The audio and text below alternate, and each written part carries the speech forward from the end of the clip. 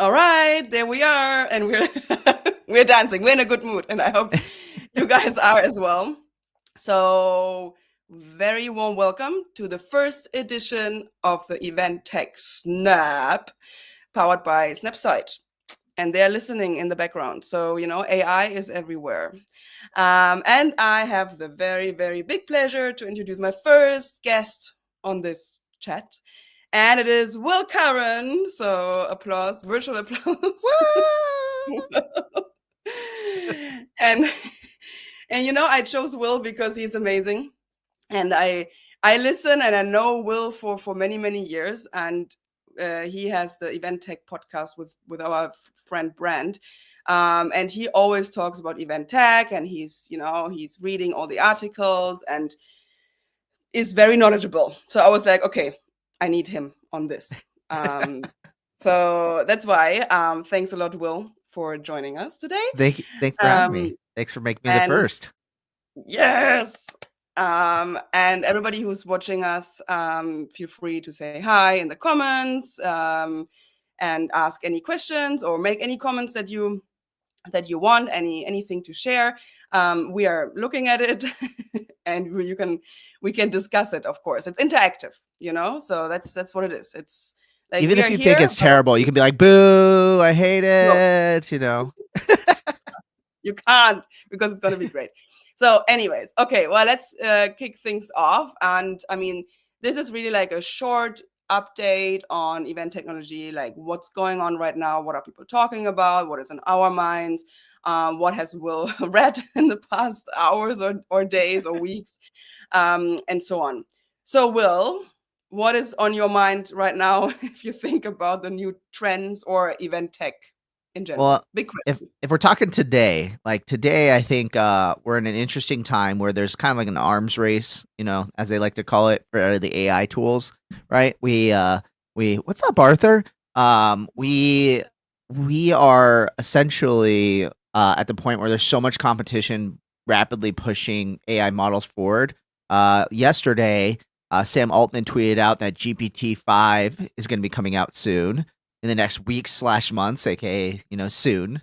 That we have computer use and operators and agents coming out which can control our computers and do work for us, which is absolutely amazing. And I think that opens up a whole new world where we don't need computer APIs to do all the work, to do the connections between different data points, which is huge. And yeah, I think that's probably the most like ground shifting area of the event tech side of things. I feel like every day there's some new feature, something to know about. But it's one of these things where we're racing towards the robotic AI future that I think that we're all expecting too. So yeah, very, very interesting times. Did Sam say what's going to be new with the new model, or they said their like biggest thing? I mean, this is start to get, I think, into like the more the marketing side and user interface. But like right now, I think one of the biggest challenges, I think, for most consumers, like if you're probably watching this podcast, you're ahead of most people, I think, in terms of like your understanding of tech. But let's go back to like maybe my dad. Like my dad's heard about ChatGPT, he uses it, but he doesn't understand like what's O3 Mini, what's O1, what is ChatGPT 4. There's a 4.5. What's the, what are all these different models? And their whole goal is to like combine all these models and then get it back to where it's, ChatGPT 5, ChatGPT 6, like simplify the model names and combine all the models together. So you don't have to like pick and choose, like this one's good for math, this one's good for writing, creative writing. So that seems like that's the next biggest advancement that they're working on. But I assume it's going to be one of these things where it's going to score higher on a benchmark that no one ever reads, and it's gonna have you heard about this benchmark, Sina? It's called Humanity's Last Exam. Okay, no. And so it's apparently a benchmark that like now the AI tools are starting to use, because like basically now they're like all these original math benchmarks, like law book benchmarks, all these things like that, science benchmarks, like it's getting 99%. So they have to keep finding new ways to test it. So someone developed a benchmark called Humanity's Last Exam, and with the goal that when it hits 100%, we're basically achieving the smartest, a human equivalent knowledge AI out there. And I think at that point it will be our last exam, because we'll probably be achieving artificial general intelligence, probably. Yeah. Well, let's see So when that happens. yeah, who knows? We are still experiencing that. It's at least Um, a year out. It's at least a year out. oh, okay, that's a bit scary. Like, okay, well, the countdown is on, developers. Okay, do you see Arthur's comment? He's talking about Yes. code app builders, and Yeah. nothing is Yeah. blowing his mind. That's interesting, Arthur, that you're experimenting with that. Um, do you like work with any app like code app builders? Do you You know, experiment with that?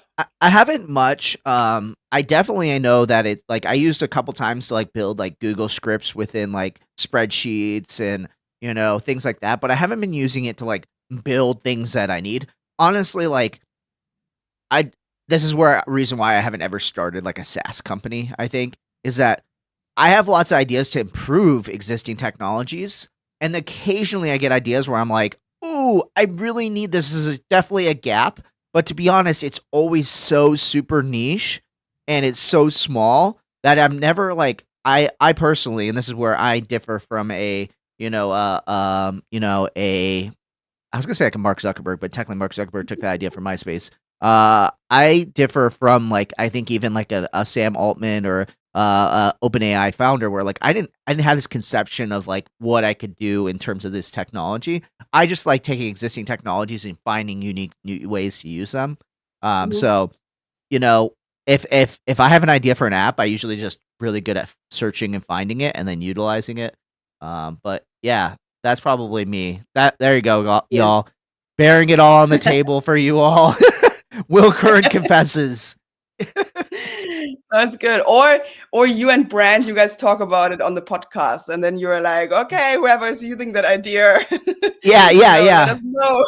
And a It lot, I happens. guess maybe too, like a lot of my ideas are so far reaching and they require so much knowledge. Like, for example, like Brand and I have talked about like augmented reality around events and the idea that like we're starting to move to this point where there's augmented reality glasses that can do like heads up displays and things like that. And like, we keep saying like, look, the time of the event app might be changing and the next event app might be inside of glasses, in the near future. But like, if you were to ask me right now, like, hey, can you build a device? Let's assume the device apps, but like, what does the app look like and things like that? Like, someone else is going to figure that out, I think, faster than I will. That has that, total tech knowledge stack understanding than I do. So I Yeah. like thinking sometimes like a couple more years in advance, and sometimes I think that causes me to be too far reaching in my, I can just have ChatGPT code it for me sort of thing. Yeah, I agree. I agree. And shout out to Saad. What's up, Saad? He made a nice comment. That's very nice. Thanks, Saad. Thank you, Saad. So talking about the EventTech podcast, because I'm a huge fan, and I listened to one of your recent episodes, and you guys talked about CES, which was a consumer electronic trade show or something like this in Las Vegas, beginning of the year, I guess, in January, right? So Yep, yep. not so long ago, and you guys shared very interesting points. And one of that I was like, wow, let's see when that comes to our events was about these e-ink displays, Mhm, right? mhm. So e-ink, for people that don't know what it is, it's like the technology behind the e-readers. So it doesn't need a lot of electricity, low lights, etc., etc. So can you share a little bit more about that? Like, what is your opinion about that? Like when you first read about it, were you like, wow, that's really cool? Our industry has to, use them, utilize them. I want to see them everywhere. What Yeah. do you think about them? Yeah, like I'm bullish on ink displays. If you listen to that episode, I was very excited that like it became like a little mini section within it, and it's like hyper niche. And I think a reason why I also like am excited about it is my like time spent as an AV production person, and all the times that we had to use TVs for things. I like ink for a couple reasons. One, first of all, it's just easier to look at. It's the reason why you can look at a Kindle and read for hours and hours, but you read an article on your phone, you can maybe only do that for a couple minutes before your head starts to hurt. Like it's the blue light, it's the ink looks so natural. Well, they're starting to push ink to the point where it's doing something that we knew was possible, but we weren't, I think was too expensive at the time, which was color. And that's really honestly, I think what made ink not viable for the events industry is that we rely so much on color to do signage and things like that. So where I also got excited, and where I was excited now about it is that they're getting bigger format. So color is now possible because Kindle does a color version of their Kindle now at an inexpensive price. Well, now this company released like posters and artwork. And the great thing about ink, as well as you mentioned, is low power usage. So this solves another problem that we have, which is like we don't want to put TVs everywhere. They use a lot of electricity, but also like what happens when you want to put a sign in the middle? Like this was the argument I had when I posted this on LinkedIn. Is someone said like, what happens right now is that you put a TV and you have to like put it in the middle of a hallway because that's the most common place to put a sign. If someone's saying like general session this way, you don't put it off to the side usually. I mean, sometimes we do, but like you want to put it in the middle, so you have to walk by, you have to look at it to know where to go. And ink would allow us to basically put those signs like right in the smack dab in the middle of the hallway, which I think is really, really exciting. And lastly, I think the other reason why ink's exciting and why it's a great replacement, I think, to TVs and for digital signage is that we have the ability to like refresh the image. And that's the biggest problem right now, in my opinion, with our industry in terms of signage is that we print all these signs for them to get used once.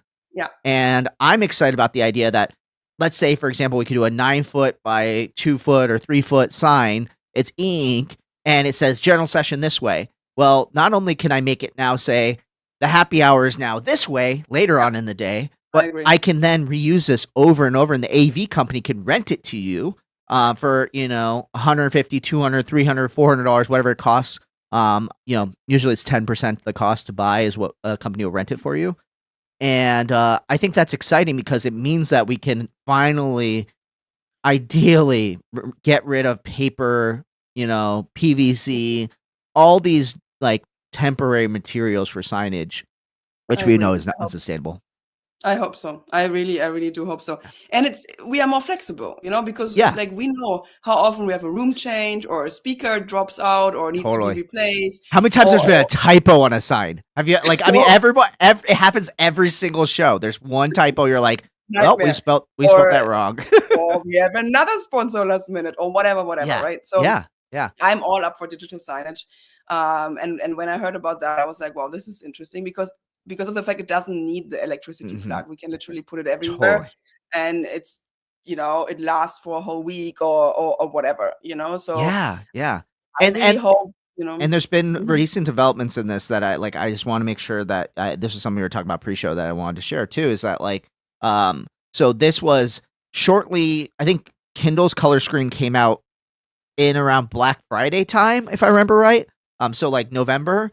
This came out, obviously got announced, is now for sale, which you looked it up, is now for sale. And last week, I think it was last week or so, Boox, Boox, which makes the Boox Palma. If you haven't seen this device, it's amazing. It's like a good alternative to carrying around your phone for reading, but it's like a phone-sized Kindle that runs Android. They came out with their color version of it as well. So ink color is now getting used over and over and over again. The more it gets used, the cheaper that display technology is going to come. So, what I was expecting, which is like, oh, this might become like a next year I'll drop in price by maybe like half or so in price, or maybe 25, 30% if I stay conservative. We might start to see this start to drop very, very, very fast because we know that technology, as it gets used more and more and more, drops in price. It's why microchips are so cheap because they're everywhere. Yeah. No, I agree. So let's see. Maybe next year at trade shows, events, or whatever, or whenever I'm organizing an event, maybe I can rent it from the AV providers. So totally. Let's see. And we talked about it today. Definitely. All AV providers, go look into this stuff and start putting it on your inventory. and planners start this is the other part too. Asking so like for it. AV companies, ask for it, make them aware of it and that you want this sort of technology. And that's how it starts because like when LED screens first came out, they're very expensive, and as the price started to drop, AV companies started realizing that planners liked LED screens more than projection screens. So they started buying lots of it. So yeah. Sorry, I'm interrupting you a lot. I apologize. No, don't worry. No. It's good. No, another thing that I saw a lot last week, I think when it was launched on LinkedIn, the Apple Invite app. Oh So I yeah, don't yeah. know. Did you already play around with that? Or like, what do you think Yeah, about that? I'm doing my housewarming party 6 months late. And I typically use an app called Paperless Post for personal stuff. I like it for a couple of Paperless Post for a couple of reasons. It's just like you can build. It's very basic: description, date, time, give it a name, and then I like it because you can load phone numbers and email addresses into it. Because I'm not on Facebook or anything like that, Mhm. and I have friends that are on Android and Apple, which I think is a big part of this whole mix that we'll talk about. But I like it because I can put everybody's phone number in, and then I hit invite, and it texts them all, and I can send them like once a week reminders to RSVP leading up to the event. I can say, "Hey, park here," that sort of stuff. So I like it for that thing. So my housewarming's coming up next week, and when this came out, I said, "Well, I don't care that I already have the paperless post built for it. I'm gonna build the Apple invite for it." And I started playing around with it a little bit. Yeah, and let's see. I can show a little bit more probably about it. I don't know if I realized too it has my like personal address on it, so maybe I won't share my screen No, with don't it. worry. But yeah, I've had a chance to play with it quite a bit. Um, and yeah, it's clean. Have you got a Mhm. chance to use it yet? Yeah, yeah, and I don't like it. Oh no way! Like you don't. Why do you not like it? I immediately unloaded it again, like whatever, de-downloaded, whatever you call You it. I deleted deleted it. it. I deleted it immediately again because I was super excited about it. I was like, "Yay, cool! Finally, I don't have to create like WhatsApp groups anymore to send invites out Hmm. and stuff." And for me, the biggest aspect why I thought I would like it was the sharing images, right? So because Yeah, you go the to the setup a party and shared photo album. I love that. I love that idea. But then I noticed it's only accessible for iCloud users or whatever. Yes, So I'm yeah, like, yeah. You have to okay, be well, in. that's fucked, You basically have to be you in the know? Apple ecosystem to take advantage of all of it. Exactly. And like here in Europe, like lots of people like don't use Apple, it's like, Yeah, I don't know, half or whatever, 60-40%. So I will exclude a lot of my friends again, yeah. and I need to share the images again somewhere else, probably in a WhatsApp Mm, group or something. So I was like, no, why don't they think about that? Why is it again like Apple exclusive? Because to yeah. accept the invite, everybody can do it. You just need to Yep, yep, like enter an email address. But yep. then to enter the photo album, which was my biggest aspect of using it, they couldn't. And Yeah, I was like, okay, nope, I'm going back to WhatsApp groups, and then we flood the group with the pictures.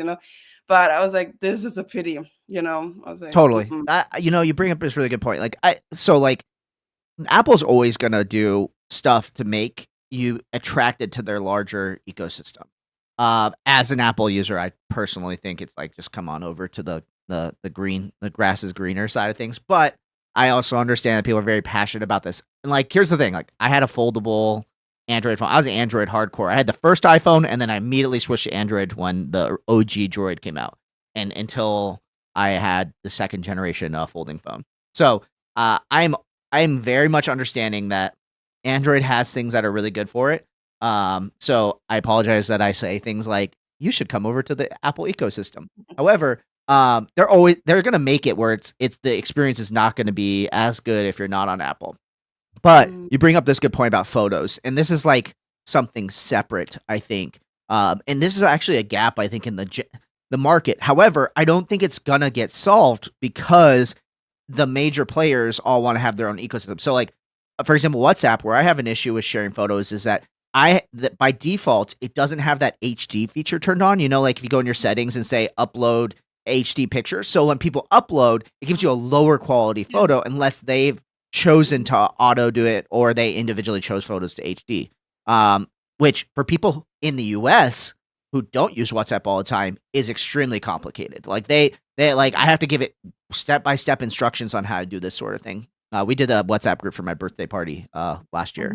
Mhm. And then the other option is Google Photos, which I was using Google Photos obviously as an Android user for a long time. I personally believe Google Photos is the best photo sharing like experience because you can create a shared album and then people can go and upload their photos just like you can on Apple. But one thing that's missing on Apple, and Apple fixed this, is that Google, if you go and you say, "Oh, I want to select all these pictures," and then let's say, for example, later on the event, you're like, "Oh, I took a couple more. Let me add some more." It shows you that those photos you already added are there, so you can't add them again Whereas Apple, for some reason, you can accidentally like duplicate and re-upload multiple times. Um, Mm. but other than that, like that's my only gripe with Apple shared photos. But the problem is that Apple users don't have Google Photos on their phone, and Google users obviously don't have Apple Photos on their phone. And then you kind of have this like, and this, I'm obviously talking from like a US perspective. WhatsApp is Yeah. so like another world to a lot of people, you know. Um, and it remains to be seen too the question of ultimate data privacy. Like in my opinion, I would rather have Apple have my data. I think we're gonna get to a future very very shortly where Google's gonna capitalize on their like monopoly over the fact that they have so much data on people to train their models even more. If they aren't already, like let's be honest, their image generation service is probably built upon everybody's Google Photos Mm. data.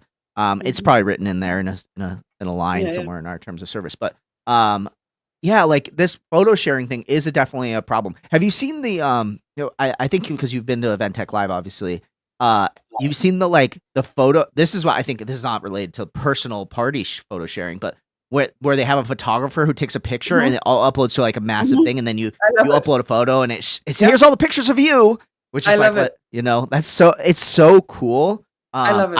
I think that's something that like we need more of as well Yeah. around here I too, because agree. like I agree. I want Yeah. cool, high quality pictures of myself, especially when I'm And on stage fast. speaking.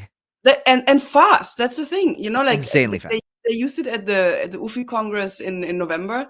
And the same evening, I had on the phone in the app like pictures. These are your pictures or something like this.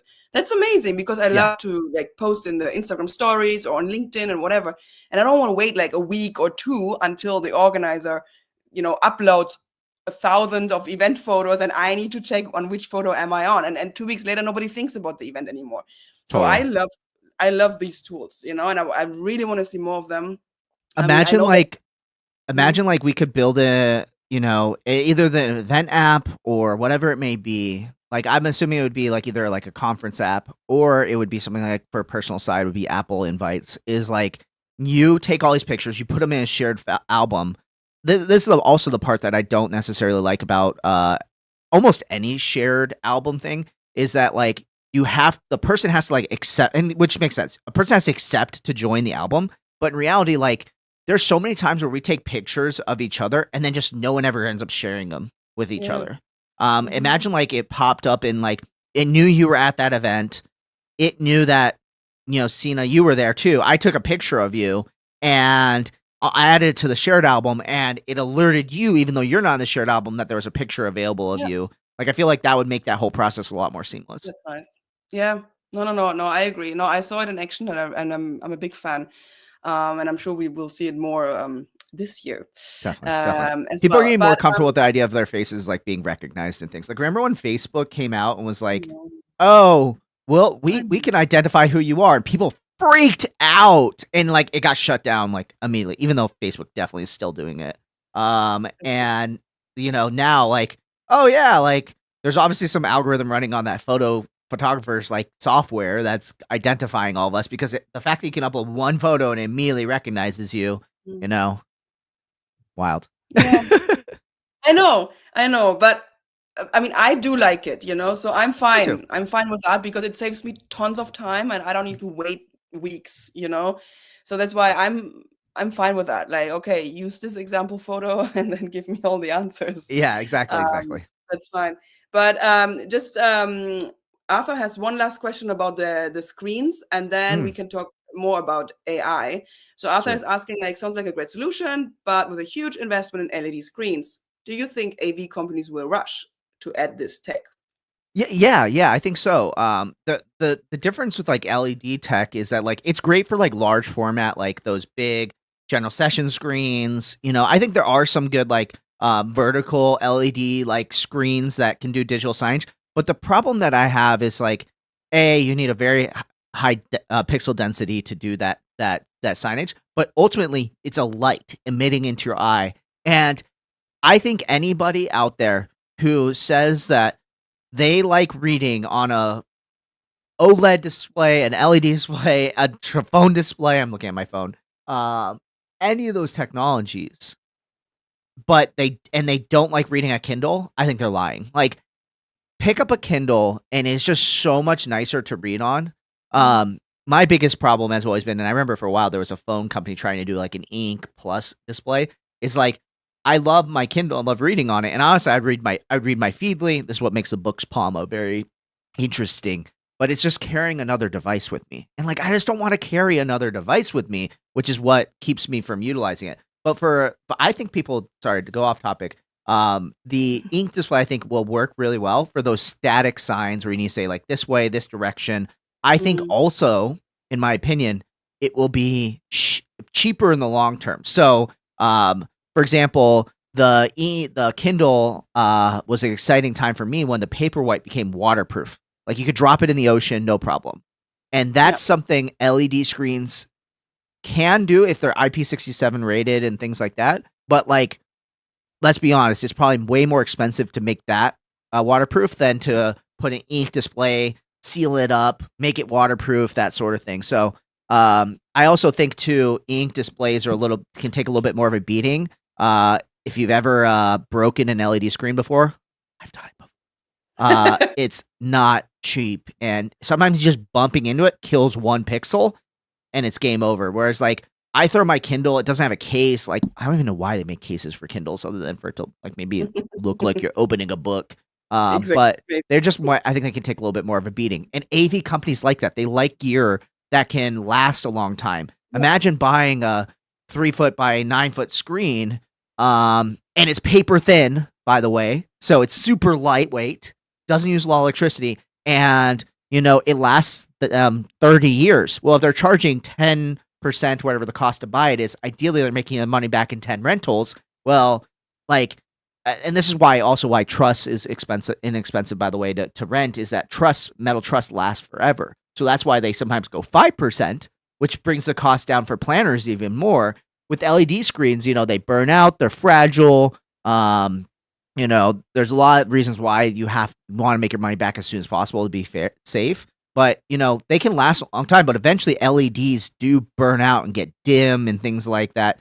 Ask anybody who's owned Philips Hue lights for 10 years. Like, they start to, those 40,000 hours they promised come real quick. And so I think ink is going to offer a more inexpensive, more robust option. But for me, ultimately, this is where me as the attendee wants this, is I just don't want to be looking at like light emitting screens all the time. It just, go to Vegas. My head hurts after a while. Ooh. Yeah. my Amex America experience. Okay. I was gonna say, yeah, especially, yeah. You're really like, it. Not only is it bright everywhere, it's loud as hell, and Yep. No, anyways, okay. I want to take the last 5 minutes also to cover Tom's comment here and talk a little bit more about AI. So Tom, who is, by the way, the founder of a WhatsApp AI messenger, Woom AI. So Cool. check Tom out. So he's asking, which communication channels provide the highest value for participant engagement at events, WhatsApp, RCS, Viber, or event apps? Assuming all integrate AI, which channel offers the best personalization, interactivity, and efficiency in informing and engaging attendees before, during, and after the event? How can organizers optimize their choice of channels based on the goals and audience profiles? Deep one. I don't even know what Viber is, so I would. It's another messenger. I would throw that one out. And again, like I come at this in a American viewpoint, and I understand that messaging, as we discussed, is totally different everywhere else outside of America. Like here, for example, iMessage is dominant and king, followed by like SMS probably. In terms of communication channels, I do think that to bring that point back, and I will use my American filter when I talk about this, but that SMS and text and iMessage is one of the things that like everybody opens. Like the open rate is extremely high. I look at every single iMessage message I have. Slack, I do a lot of like, I see a channel and I hit mark all as read, right? Like especially in some of these communities where like they're popping off 24/7. I can't keep up with them, right? Like I've always felt like these massive text communities there's good place for to have a couple of those in a community, but like form-based messaging allows a little bit more of a thoughtful response.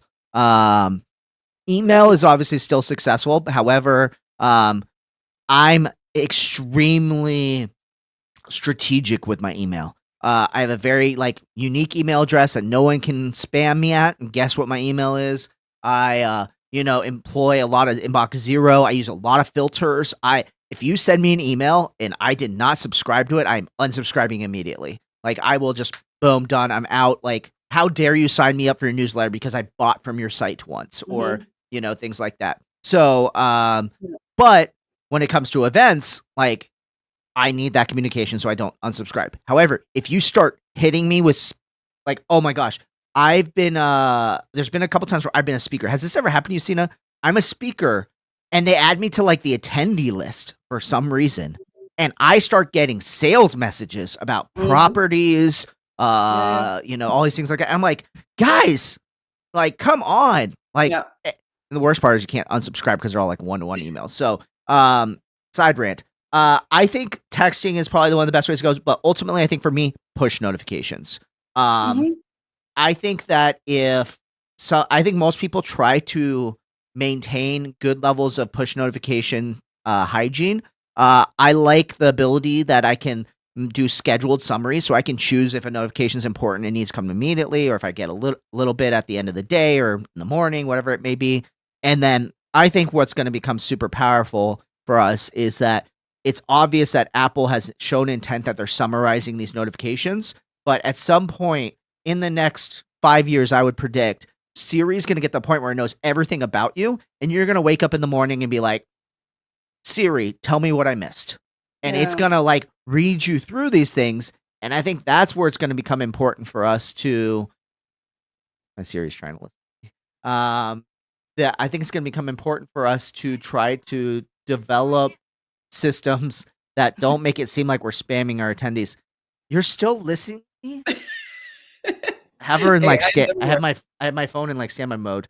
There we go. Apparently swipe up is how you get away. I mean, like from my point of view, as always, it depends on the audience, right? So because here in Europe, I do feel like communication through WhatsApp could be very powerful for attendees. That's where Tom's company comes in. It's like the iMessage equivalent. Like wherever the attendee's spending most of their time, that's probably the best place. That's where you reach them.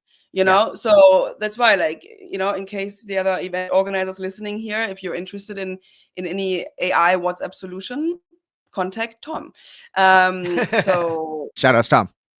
Yes. And Saad was saying, as an answer to Tom's question, Snowball. So I mean, Snowball, like we all love Snowball. Of course, it's like more for event marketing, to get registrations and stuff like that. But where is that being posted? It's like, probably it's happening within small, unique message communities. It's probably happening on social media. Right? Like, the nice thing also with Snowball is that it works. You can share it on WhatsApp, on text messages, on your LinkedIn, email, and whatever. But it's for marketing, promotion. And I think, where Tom's company comes in is like on site as well, like during the event. So that is very good stuff. So to summarize or to sum up, like, or to leave our listeners and the audience with a tip, do you have any tool tip that you have really like fascinated by right now? It doesn't have to be AI or any other event tech tip, like any resources people should follow, or anything that you discovered lately that people should look at now. I'm always I'm not usually recommending event tech stuff. I'm usually like 15 steps ahead because like I want to find the technology that event tech's going to implement eventually. So I don't have any like technically event tech specific, but I have lots of like personal recommendations for people. So I'll quick fire through stuff that I've been like really liking recently. So I talked about this on my daily live stream, and I don't think I'm at the point where I want to pay for it. I ended my 14-day trial ended, but it was very cool. And I'm going to wait like maybe a month or two to see if they like get acquired by Apple, or if Apple just does this anyways. But there's an app called Reply, RPLY. And search like RPLY AI, I think, or something like that. It just came out like in the last couple days, maybe a week. And it's an app that surfaces all the messages that you missed, like in your text messages, mainly iMessage. Again, sorry, I'm an American. And it helps you surface so you're not ghosting your friends. So it's like, hey, here's a message. And what's interesting is it surfaces that and then also gives you an AI generated response, which is really cool. And you can even make it auto respond for you. So like if you miss a message, if you're just getting inundated with iMessages all the time, it can like almost be like a helpful assistant to staying on top of text messages. So that thing's Nice. really cool. And I think that's a very interesting future for like how do we solve this problem of people being ghosted? Because this just seems like commonly in my personal life, Mhm. so many people complain about missing messages. Mhm. I hate it when people ghost me. And then, but I want to try to be understanding, but at some point maybe they need a AI robot. By the way, I saw Nick was texting me. I hope Nick you're watching right now and I'm not going to ghost you. For The sure not. another Yeah. cool app that I like a lot for all my Mac users is called Raycast, Raycast. Raycast. It's a replacement for Spotlight. It does way more, but I have like apps, for example, like a color picker where I need to find like a hex code. I just like command space, color, and then hit go, and then I click on something and boom, it copies that automatically to my my clipboard. So I like Raycast a lot. Okay. And because good things come in 3. I'm looking at my computer right now. Nice. I'll use another one for all my people who travel a lot. Man, I feel bad. I just shared 3 Apple apps back to back with each Don't other, worry. but come over to the ecosystem, y'all. Flighty is a great app. It's like a flight tracking, allows you to pull all your flights into it. It tells you when it thinks a flight's going to get delayed before it usually gets delayed. I'm using it right now. My fiance Della is flying from DC back to Phoenix right now, and I'm currently watching her flight right now. So I'll know when she lands, which is really helpful. And I like it because she just has a flighty. It checks her email, it grabs a flight, puts it on there automatically. And I like it a lot too. And Nice. yeah, those are my 3 Apple apps for y'all. Good. And Vamshi from Snapside, hey Vamshi, he also says he loves Raycast. Oh, so good. Their YouTube channel is fantastic, by the way. If you ever get a chance, check out their YouTube videos. Lots of like great interviews of people how they use it, and they're very like productivity focused. Like it's not just lame tutorials. It's like, hey, let's show you how like you can level yourself up through this. Nice. Okay.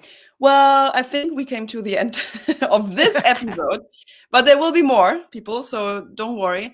And if you want to continue listening to Will, go to his LinkedIn profile now, or in a few minutes, he will go live and he will Yes. talk more about marketing, technology, events, and whatever is in his mind. So just go Smart over to his badges a profile. lot of times too.